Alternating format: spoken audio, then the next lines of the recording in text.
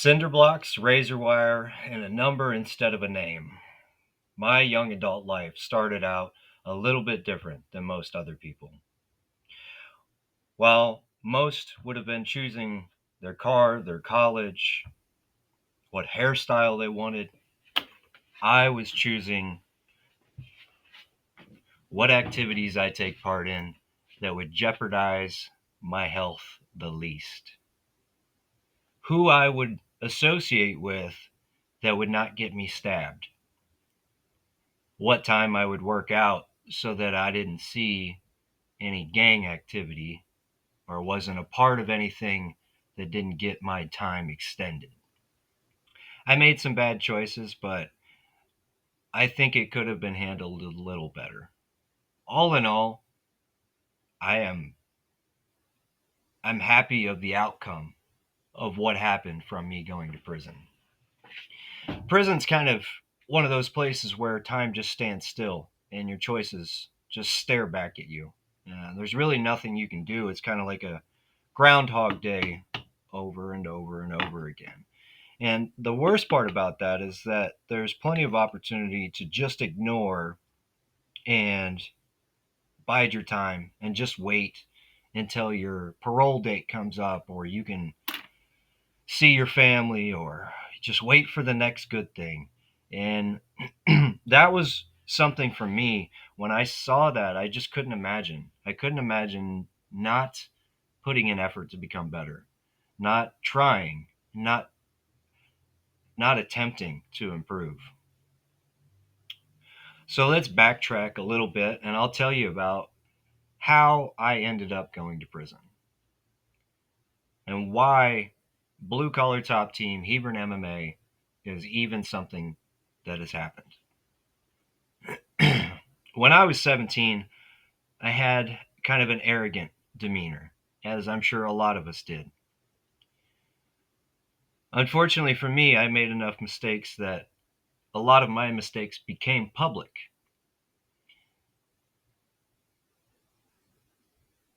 I ran away from home when I was 17. There was an Amber Alert out for me. I was gone for, I believe, 2 months, somewhere around there. Ended up being arrested because I was hanging out with the wrong crowd in Lincoln. We were arrested for burglary. So I was charged in Lancaster County for that. I was fortunate enough to be bonded out on Christmas Eve. My grandfather um, drove over from southeast Iowa and had helped get me out of the, at the time, youth detention facility. This would be the only time that I was ever involved in a youth detention facility.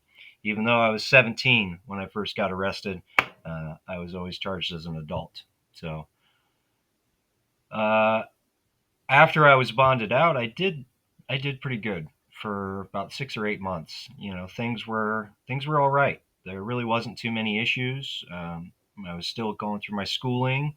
Um, of course, there was a lot to rebuild because there was reasons that I ran away in the first place, and so relationship issues with my family, I needed to mend those, and albeit there wasn't a lot of an attempt to try at that time.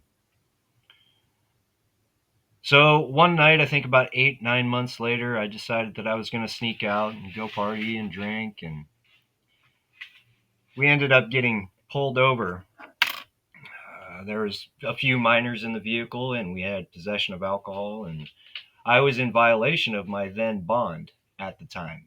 And my paranoid 18-year-old brain couldn't make sense of that.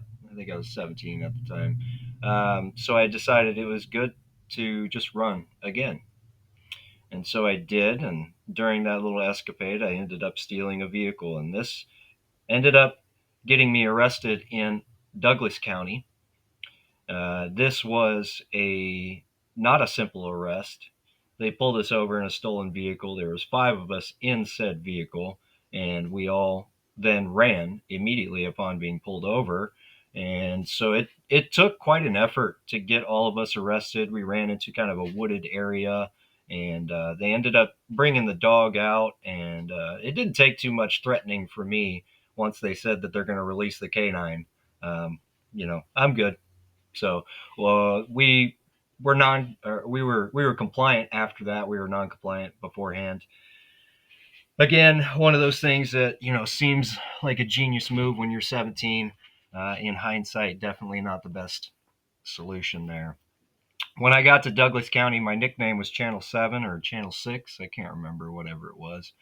So that's nice to know that we were famous in that respect. Not one of my finer moments. I was transferred to Clay County after that. Clay County is a small county jail. I think the entire jail holds 12 inmates. So keep the rest of that scope of understanding in mind when I tell you the rest of the story. I was in Clay County Jail for a little over a year and a half. I think in total I was given 491 days for that facility. I was a trustee. I had been in there for quite some time, so I ended up becoming a trustee. I would fold laundry and kind of prepare some things and work with the jailers. And then I was transferred to the McCook Work Ethic Camp. That was my first sentence in Clay County. And they had asked for me to complete a work ethic camp program. Once I got there, I'll show you a picture here, rather young individual, vastly different from the picture of when I was released from prison and work release. You can tell that I had to actually grow up inside of that state maximum and medium and minimum security facilities. Back to the county jail. Um, they had sentenced me to the McCook Work Ethic Camp. I was transferred out there.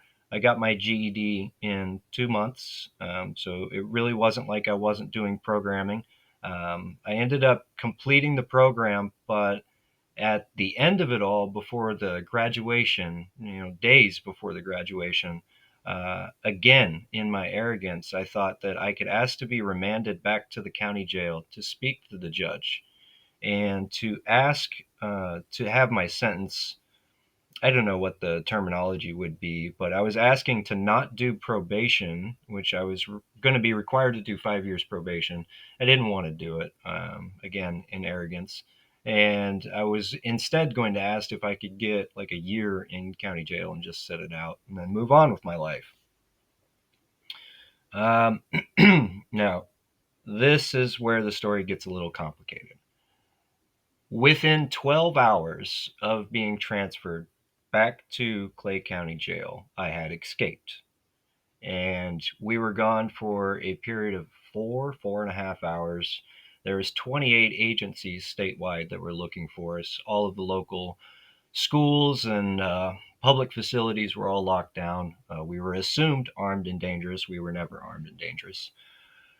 Well, I wasn't. I suppose I can't say the same about the other individual that was involved in the escape.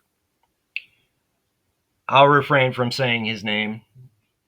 We're not friends. But this individual was in that jail, and he was concerned that he was facing some time, quite a bit of time, several 20-year sentences. And in my arrogance, I decided that it would be wise to use my intelligence to escape. So I came up with a plan. And this is the first time that I'll tell this story publicly. There's very few people that have heard it up to this point. But seeing as how I've already sat the jail sentence for it, I don't see any harm in it. In that county jail, at that time, the lockers were not far from the jailhouse door that we were served our food from. And I had, in my mind, figured out a way to MacGyver a PVC pipe shower curtain rod and take a dish rag, basically, or a face washing rag, and a toothbrush, plastic toothbrush. I bent the toothbrush into a hook and used the rag itself to take up some space inside of this little PVC pipe so that I could shove the end of the toothbrush into that. And basically that gave me a 4-foot extension with a little hook on it. And so these were old style lockers where they pull up and open. And so I got that hook on the edge of each of the doors that contained, and this is where they housed our street clothes. So our shoes and our pants and our shirt were all housed in this locker. For all you small county jails out there, you probably want to start taking notes. Don't do this. So I got those clothes out of the locker and into our cell. We're required to wear oranges, so it would be fairly obvious if we just walked out of the cell and had street clothes on. So instead of doing that, we put our street clothes on underneath of the oranges. Um, Now, this brilliant brain is good for things. This is one of those cases where uh, it should have worked a little better and it didn't. I really have learned over the years that you can use your intelligence for good things or you can use it for bad things. In this case, I obviously used it for a bad thing. So in this county jail, again, only 12 inmates. It's not a big county jail. There's not a lot of space. You get recreation. You go down to the basement where they have some weight room and some recreational activities that you can take part in for an hour a day if the deputies have time to let you down there. And we asked to go down, and we had the plan that once we came up, we were going to break out the front door. So we were really, really fortunate in hindsight. I was really, really fortunate, I suppose. No, everybody. That door wasn't locked. It was unlocked, which is obviously there's a duty of the officer that's moving inmates to make sure that it's secure. So whether or not anybody had negligence is arguable.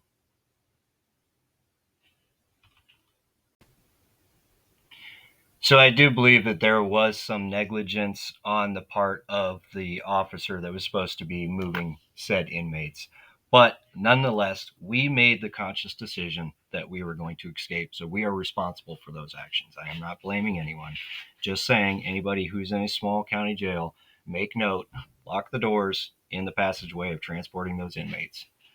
Um, the door was unlocked, so really all we had to do was ensure that we were in the front of the group walking up the stairs so that we could bolt out the door first. And that's exactly what we did. We came up the staircase, which is it's a straight staircase of about 6 steps, I believe, and then you go through one doorway, and then right off to your right is the main entryway to the jail itself. We bolted out that door, crossed across the alley, ended up coming to a fence, and well, I ran through the other guy. We ended up stumbling upon a vehicle that had keys in it, just by chance. Um, and that was very fortunate for us, I suppose, because without that, I don't think we would have made it as far as we did. We go to a gas station, and the day before, I had actually called someone that I knew previously. And I told them, hey, tomorrow I need you to pick me up. I'm going to go for a jog and I need a ride to Hastings. And they were like, aren't you in jail? Yeah, I'm in jail. Oh, they're going to let you out. My answer? Yeah, they're going to let me out. Again, probably should use my intelligence for other purposes. But in this case, I was young and dumb. So she was at the gas station waiting for us. We get out of the vehicle that we had stolen. And keep in mind, we had our street clothes on underneath of these oranges. So the amount of time it took for us to change out from what looked like inmates into regular people was no time at all. Within 30 seconds of being in that vehicle, we had street clothes on, shoes, everything. So, well, I don't think he had any shoes actually. So there, keep in mind there was two of us. I've refrained from mentioning his name just because we do not get along. It was a very stupid moment in my life, and we're going to leave it at that. 4 hours later, we ended up getting arrested in the Walmart parking lot in Hastings. It's another long story about how we even ended up at Walmart, but as I'm walking out, I happen to see a dog running across the parking lot. I didn't see the ending of that, but I heard a lot about it. The jail actually used to have a picture up on the desktop that said, "The pain in his ass," or "The pain in the ass gets a pain in his ass," and it was the ending picture of the dog just chomping down. It's pretty funny. When I walked out, there was a uniformed motorcycle officer, and then I believe they were either detectives or FBI or something of the sort. I walked out and they had asked to see my ID, and I said, "You don't need it. You know who I am." Put my hands behind my back, and that was that. There was no compliance issues. So that was my escape. That's how I escaped from Clay County Jail. It was rather simple. We walked out the door. The only, I guess, difficult part you could have said was getting the street clothes in the cell. But then that's just MacGyver creativity. It really wasn't, all that complicated. The jail since has changed quite a bit of their process and protocol, and I highly doubt anybody will escape from there again. Highly doubt it. Anyways, I was brought back to that county jail. I was put in solitary confinement where I remained for some time, I believe, until I got sentenced. And I was transferred to Adams County because they were a more secure holding facility, and that was pretty terrible. Adams County is just that's Hastings. Went to see the judge upon sentencing, and I was given 3 to 4 years for the original charge of burglary and 5 to 6 years for the charge of escape. They were to be ran consecutive, and I still had a charge out of not Douglas, Lancaster County from the original. Now, keep in mind, from the time that I escaped to the time I was originally arrested is only 1 year's time. There is not. I was not a career criminal. I was a kid who obviously made some bad choices and just hung out with the wrong people, and we all just cumulatively did not make good choices. And I'll get to some of that here in a second. Once I was sentenced in all of my cases, in total, it was 6 years, 8 months to 9 years, which meant that I needed to do 4.5 in order to be able to complete the sentence according to Nebraska's good time laws at that time. Um, I first started out in maximum security prison. When I got there, I was just about to turn 19. I can't remember the exact timeline of that. I was still young. State of Nebraska doesn't determine you're an adult until 19, but they determined I was an adult much sooner than that. Um, Unfortunately, I think that it was a case of needing to make an example out of the individual that showed disrespect of law. So I understand reasoning, and I don't really hold any resentment towards anybody in that entire situation because without the experience of prison and what it did for me, I wouldn't be here today and I wouldn't talk to you guys in this manner. Um, so now when I get to prison, it's obviously a very big culture shock for me because, you kind of walk around with this arrogance thinking that you're cool and you're gangster and you're tough and maximum security prison has a very unique way of showing you that you're probably not as gangster as you think. You're probably not as tough as you think. And for me, it was obvious that I needed to walk out a different man than I walked in.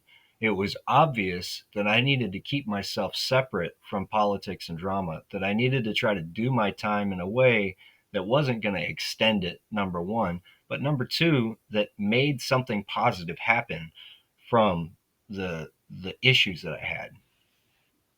I was really fortunate when I was younger. My father was involved in martial arts, so he's always had like a philosophical kind of thought process and approach. We've had long conversations leading up to this.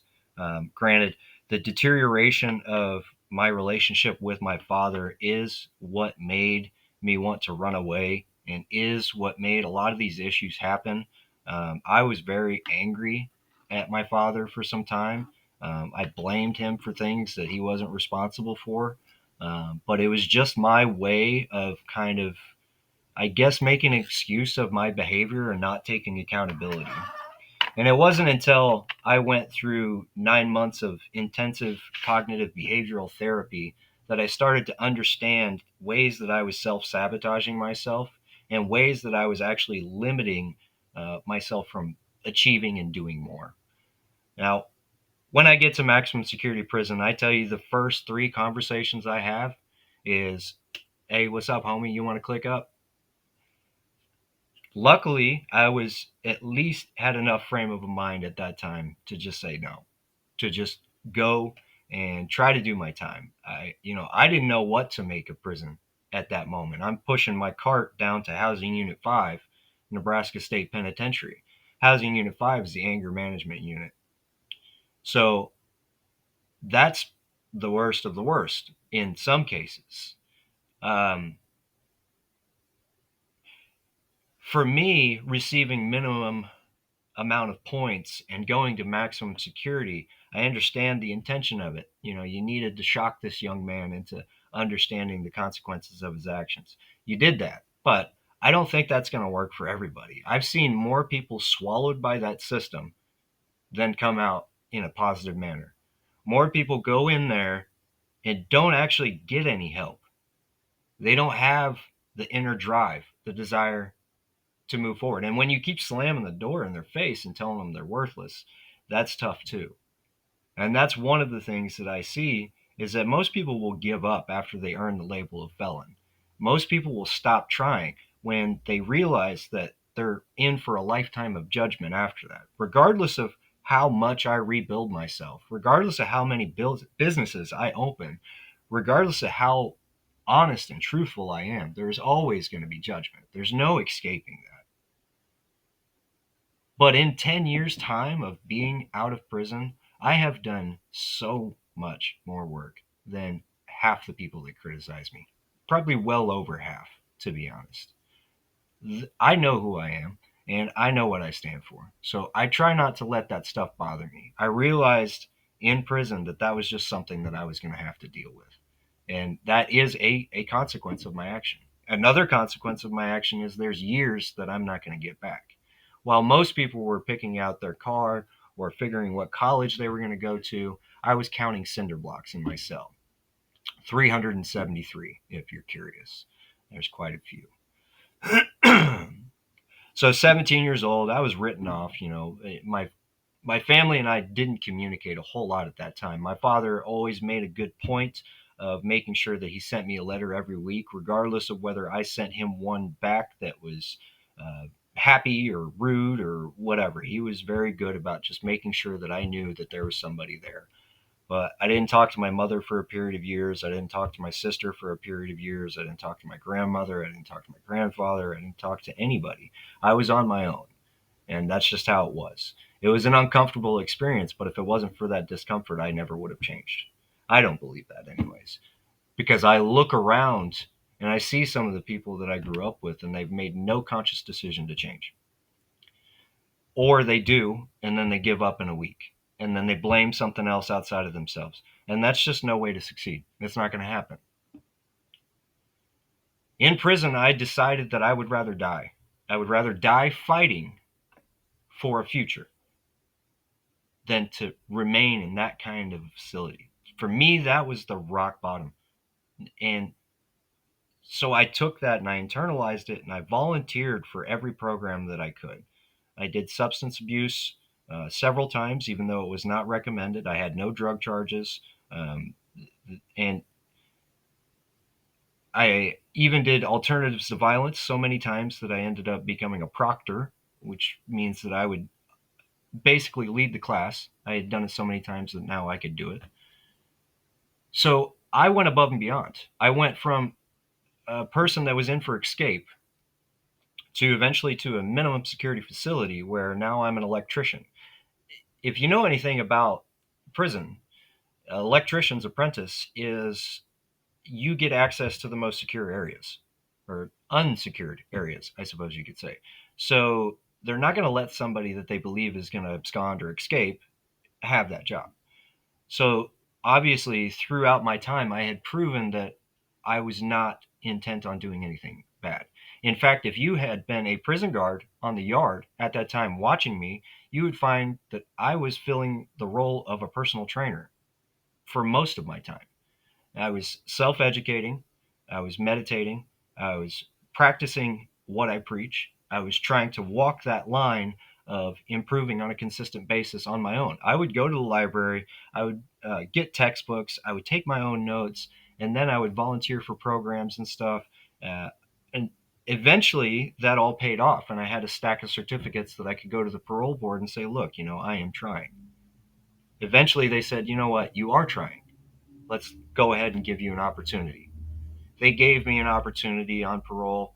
And I tell you what, parole for me was the best experience because I had done all the work ahead of time. I had done all the work ahead of time. This is where people they mess this up. They wait until they get the opportunity to get parole to start working on themselves because they believe, why would I try when there's no guarantee? There is a guarantee that you'll be a better person if you try. And that should be enough for us to do that, right? Because we're not valuable to our community, our people, our family if we're not our best. I decided that there was no more shortcuts, no more excuses, no going back. I chose discipline over self-destruction. Okay? That when I made that promise to myself, I was already free. I was still in prison, but I was already free. I made that promise, that commitment that there was no shortcuts, there was no excuses, and there was no going back to what brought me to prison. When I got out of prison, the very first thing that I did was go to college. I went to Wayne State in Wayne, Nebraska. I was first in applied sport and human performance. It's a physical therapy, if you wanted to make it a job title. There's many different ways that you could have taken that. My idea was that I was going to become a TSAC-F. TSAC is a tactical facilitator.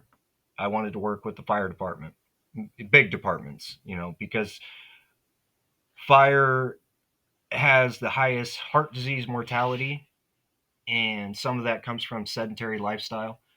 And the TSAC was emerging at that time. John Hoffman was my mentor through the NSCA. John Hoffman was the head coach of Sacramento Fire Department.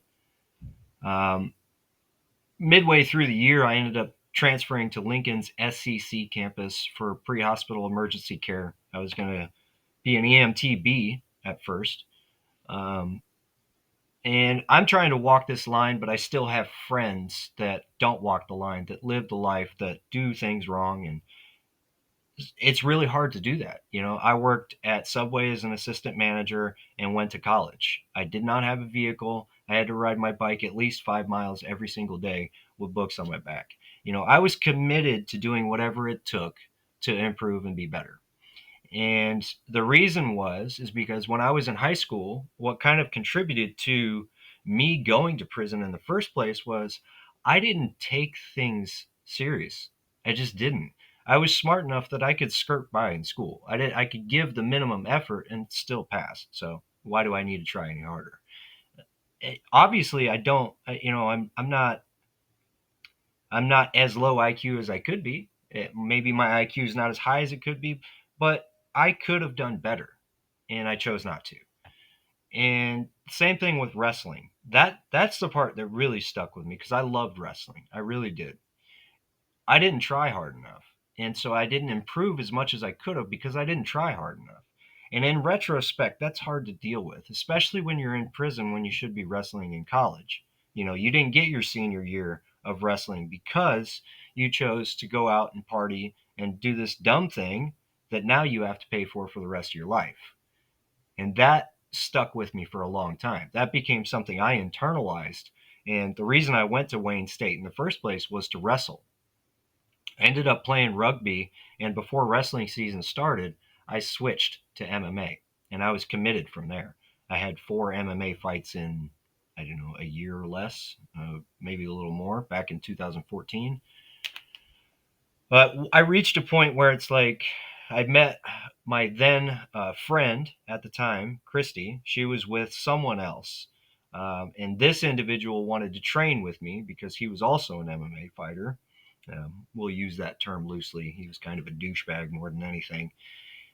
He ended up being a woman beater, and that is what got me involved with Christy, because I had to kind of intervene myself in that situation because, you know, he apparently didn't learn how to hit a man, never won a fucking fight, but he can hit a woman pretty good. So, Christy and I, became very close after that. And once I had learned that she had kids in Florida, I said, we got to go. We have to be a part of their lives. And I don't know anybody in Florida. I worked at Subway. I was not rich. I did not make a lot of money. Um, but I think I had $126. And it's amazing. We made it to Florida in a Honda Civic, just full of our stuff. Get down there. And unfortunately for me, the first conversation I have with her family, which one of her family members works for someone that has access to information about backgrounds. And so the first conversation I have with her father is, of course, about why in the hell was I in prison?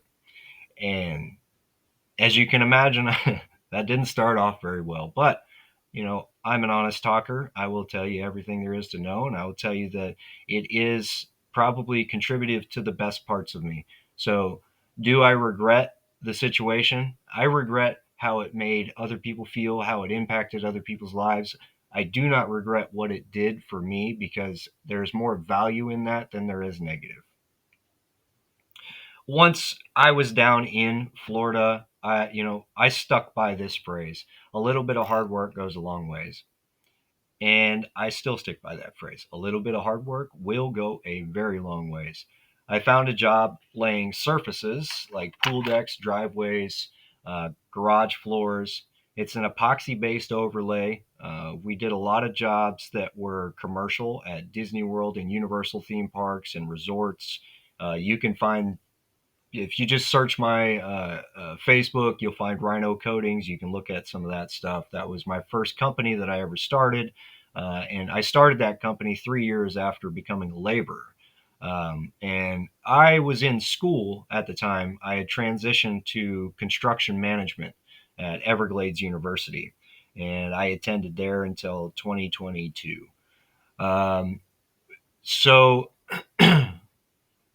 at the time, I had no intention of starting a business, but I reached a point where I had enough to fill all the certification processes. And then I also had enough to satisfy the county's requirements. And down in Florida, it's much, much, much more difficult to become a contractor than in Nebraska. In Nebraska, it's kind of just filing paperwork. In Florida, you have to file paperwork, take a test, you got to study for it. You have to have 3 different employers sign off on your work experience to say that you have this necessary amount of work experience that's applicable to that trade. Which, to do that, you have to have integrity and abide by your word. So that rules out like 90% of the construction industry. Um, and then also you have to meet in front of a construction industry licensing board. They're going to grill you and ask you a bunch of questions. The first time they denied my application, they told me no, I couldn't prove financial responsibility. The application is 10 pages long. What I provided to them was 75 pages long next. That was my second application the very next month.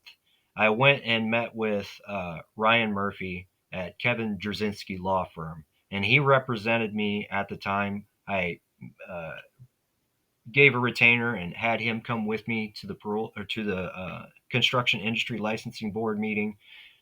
And we asked that they reviewed it in another way because I had provided quite a bit of evidence that proved that, yes, I am indeed financially responsible. Yes, I do indeed have the necessary experience to fill this. I kind of believed that they were just denying me based off of my criminal background, which in the way that the county bylaws and everything is wrote, that just really wasn't the most legal process. There were other ways that they could have said no. They could have said, you have to prove something within 6 months, meaning we're going to put your cap of contracts at $10,000, and we'll review this in 6 months to see kind of how your performance is in the community and yada yada yada. So there's stipulations that they could have put on that contractor's license, but instead they said no, there's nothing we can do. That was false. I knew it was false, which is why I involved a lawyer in the first place. Um, so anyways, they ended up awarding me my contractor's license after that. Rhino Coatings was the first company that I opened. We did fantastic. I think our best year, 2019, we had 35 contracts and we made just north of 200,000 in gross income. So it was really an awesome experience. I got the opportunity to see a lot of projects, commercial. There was a couple of them, a 12-unit condo complex. There was about 4,000 square feet of walkways. I learned a lot on that job. I didn't make a dime, even though the contract price was close to $20,000. I didn't make a dime. And so sometimes those experiences are really good because you see failure points along the way. I was fortunate. I was in college. I'm familiar with process.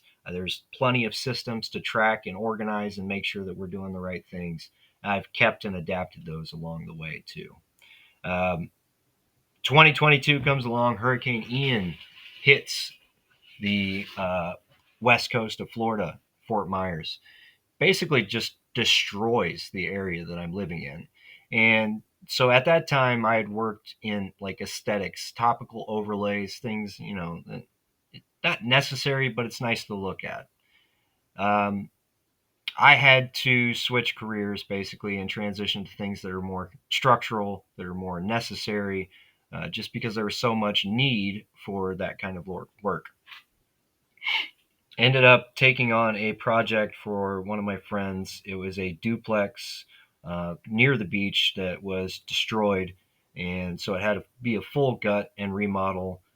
Insurance companies were a absolute nightmare to deal with, and I would imagine there's probably some people that are still fighting those battles. And this is people's lives. Their entire home was flooded, and they need fast response. And the insurance company was really dropping the ball. So um, I had Ed and we stepped in and we handled this remodel and got it to a point to where it could be finished, and we did quite a bit in 75 days, probably 99% of it. But there was some odds and ends that needed to be finished up by other people, and so that was our first kind of work in as Hawkins Construction Services. Now, previous to that, I told you about my father-in-law. He was a home builder and a contractor and electrician, and I tried to learn everything I could from him in the time that I had with him. He was a really good friend of mine. So it was tough when he passed away, and I had drank whiskey quite a bit up to that point. I really liked whiskey. Chuck really liked whiskey too. So that's something that we had in common. But after I watched his liver fail and just kind of had to sit with the pain of that situation for a while, I decided that the liquor was no longer worth it. And there's a lot of things that just changed after he passed. And it's just, I miss him every day. But I'm glad that he believed in me and that he invested in a remodel project that him and I were able to take on together and really build our relationship. And we had some fun. And without that initial start of the process, I don't know as if I would have became a general contractor. Now, we fast forward a little bit.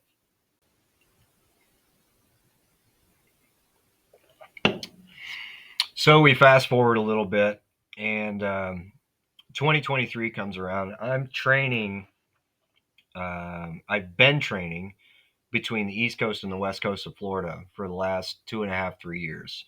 And on the west coast of Florida, I would go to Drew Strong Performance and Derek Santos Boxing. Those were the two gyms that I mainly trained at.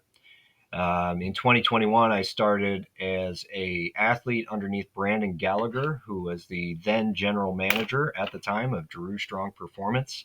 Um, and so in Drew Strong Performance, there was a myriad of athletes from Bellator, UFC, BKFC, professional boxers, just jiu-jitsu players. It was all combat sport athletes mainly. There were some other odds and ends people that came in, but generally speaking, they were all paid professionals. So my thought was, I want to put myself in that room. I want to see what the best do, how they operate, what they look like, how they talk, how they walk, all the above. I just want to see what's going on. And so for a few years, I was always back and forth to that gym. Now, keep in mind, I live 2.5 hours away. So it's about a 5 hour addition to my day to drive over there to train for 2 hours. Um, at one time, I actually ended up building out the back of my truck. I had a 2015 Ram 3500, big old beast of a truck. I built out the back of it to be a camper. Let's see if I can't find a picture of that somewhere. And so I slept in my truck some nights so that I could train one day, sleep, and then train again in the morning before I had to drive back. So, yes, I was committed to doing whatever it took to improve. And I didn't care what people thought about, what was possible in what amount of time. I don't care. I've already proven that to be wrong, right? I'm going to put my head down and I'm going to work and I'm going to do whatever it takes to move forward and become better. And that's just it. You're not going to tell me it's going to take 10 years or 5 years or whatever. It's going to take how long it takes. And I'm going to work until it's there. And that was my commitment to combat sports and learning. And I'm also training in Cape Coral at Cali Style MMA, and um, I trained there for 2.5 years, close to 3 years, somewhere around there. Earned my blue belt under Justin Del Real and Michael Hosley, and um, then I ended up moving over to Boca. When we moved to Boca, we were in the process of selling our house in Fort Myers. Um, we were finally finished with the remodel process and ready to kind of sell above market value. And so once we initiated that process, we had determined that, we don't really want to stay in Boca or Miami because it's just too high of a population. I mean, we were paying $3,200 a month in rent. It was ridiculous. Um, so we came back to Nebraska, ended up buying a house here. The time for purchasing the house to demoing the house was 9 days. It was really incredible. I'm sure I probably gave Christy many, many gray hairs in that process. Very short amount of time. I don't move slow. I move very fast, and I make things happen. That's just how I operate now. My past is a part of that. I operate at an entirely different level, and that's intentional. Part of me is trying to prove what capabilities other people are leaving on the table, and part of me is just trying to prove to myself that I'm not that guy that went to prison. I deal with some imposter syndrome because you think in your mind that's all you remember. In my mind, that's all I remember is that negative. I'm always going to have to overcome that negative. That's how people see me. That's not always the truth. And I've learned to actually live with it too. If you see me that way, well, you're wrong, but I'm not going to argue with you. It doesn't matter to me. I've got other people that can actually listen that I am helping. So, no sweat off my back. So let's bring this full circle to yesterday, the video that I made where I mentioned fit for duty. Being fit for duty, what does that mean? I have a tattoo across my chest right here, fit for duty. I got that when I was in prison. The reason I got that was because before prison, I wanted to go to the military. I couldn't do that. I tried several times. They told me no, obvious reasons. Um, but what it felt like they were telling me was, no, you can't be that quality of a person. You are not capable of producing what we need. And I felt like that was an incorrect statement. I felt like the only thing that can decide that is my effort. You can't decide that. And if your argument is, no, you have tattoos, well, buddy, I don't think a unicorn tattooed on my ass is going to affect me tightening a tourniquet. Do you? I don't think it's going to affect me reloading a rifle. Now, if you're saying quality of character, okay, we've got something that we need to prove then, right? But I felt like I could have proved it had I been given the opportunity. Obviously, that wasn't going to happen. Fit for duty to me meant my effort decides the quality of person that I am. And even though I'm not wearing a uniform, even though I'm not taking orders from those above me, do I still represent the front line of America? Yes, I do. Why? Because I'm an American male. So, what does fit for duty mean to me? Fit for duty means I'm fit to fulfill my role as a civilian. Well, what is that duty according to me? An unfit man is a liability to his family and his community and his nation, right? If you're not an asset, you're a liability. Take that for what you will. Weak men create broken homes create broken nations. So if I was a foreign actor, I would just try to create weak men. Let it break itself. Not saying that's what's happening. We could be deteriorating ourselves, right? But strength is your own responsibility. It's not a luxury. It's not something that we don't really need to do. No, your body was made to move. It was made to become strong. It's the world's greatest adaptation machine. You just have to give it a stimulus so it can give you a response. You give it a constant stimulus, it'll give you a constant response. You constantly give it no stimulus, it's not going to give you a response, right? So your body becomes its function. If your function is sitting in a chair all day, well, it's going to be really good about sitting in a chair all day. You may feel like shit doing anything else, but you need to require more of your body. You need to require more of your mind. You need to require more of your spirit. So being fit for duty means that your mind is sharp, your body is hardened, and your spirit refuses to quit. That is those values. That is upholding the flag. That is honoring the people that have died trying to uphold that thing.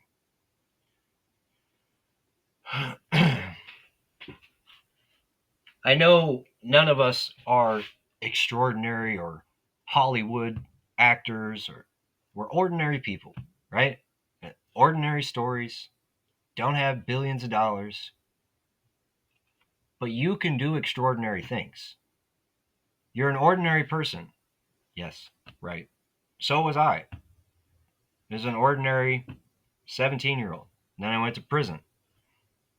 I could have just done the same thing that everybody else does. Go to prison, get back out, hang out with the same crowd, fuck up, go back, blame the system, say it's never going to change for me. I didn't. I didn't do that. I didn't make excuses. I just put my head down and I worked. You can go back 10 years from the time that I first started Instagram when I got out of prison. And the very first thing that I post is the exact same tone and philosophy of what I post today. I have never changed. I have developed and grown and gotten better, and that's what we should all do. Because by making myself better, I'm able to make the people around me better. Had I stayed a lump of shit, how am I going to help anybody else? Right? I'm just going to sit around and make excuses for the reasons why I can't do things. Come on, I know you can't do everything, but do something. Start by taking a step. If I can drag myself out of hell, out of stupid mistakes, out of a dumb thinking process, and rebuild myself from the inside out, surely everybody can take a step, right? Go into a gym, go do something that follows through with some goal that you have. A lot of people say that, oh, I want to lose weight, but you never go to the gym. I need to drop my blood pressure, but you don't do anything to do it. Our nation can only be fixed if the individual takes accountability. And the first thing you have to do is follow through with the shit that you tell yourself. When you look in the mirror and you say, I'm going to go work out tomorrow, go work out tomorrow. Don't flake off on that, because if you can't keep your word to yourself, you can't keep your word to anybody else. The very first habit, I knew in prison that I had a laundry list of habits that I needed to change. And looking at myself in the mirror, I didn't even know how to begin. What do I do? I'm in maximum security prison. How do I change? You know what I did? I started so small that it's going to seem ridiculous. I'm right-handed. I brush my teeth with my right hand. For 2 months, I committed to brushing my teeth with my left hand. That's it. But changing that habit allowed me to realize how easy it is to change other habits. So every time the jail cell door opened in the morning at 7 a.m., I went straight to the pull-up bar. I did 10 sets of 10 before I went to breakfast, every single day. No exception. Brush my teeth with my left hand. There's 2 new habits. I'm giving myself confidence by building on and following through with the things I said that I would do. And it's proving to me physically that I can build and I can improve. So sometimes you have to start small. You can't just go after the thing that it is you want. If you want to become a better fighter, you need to define the things that you're bad at and start to work on those. You want to become a better athlete, you need to find your weaknesses. Where are your imbalances? Where are you structurally not strong? Where are you easy to push over? How do we fix that? That is an analogy for everything. We can take that same philosophy and apply it to our life. And that's why jujitsu is so effective at helping people change their lives. Because you realize pressure is good, not all pain is equal. Sometimes you can push through and make things work. And also, when you're in the bullshit that normally gets you overwhelmed, you can stay calm. And you can realize there's an opportunity here somewhere. But if I'm calm, I'll see it. Fit for duty, actions over everything. These are common phrases you're going to hear me say. And now you have a backstory and you have an understanding of why I opened Hebron Jiu-Jitsu and MMA and started Blue Collar Top Team. I hope what people take from this is that ordinary people can do extraordinary things. I'm not trying to be super motivational. I'm just trying to provide you a story and an understanding that sometimes our excuses are the things that prevent us from achieving. That all we have to do is shut up and get to work. That's it. Sometimes it's that easy. I'm proof redemption is possible, but you need hard work to back that up. See you guys. I'm out.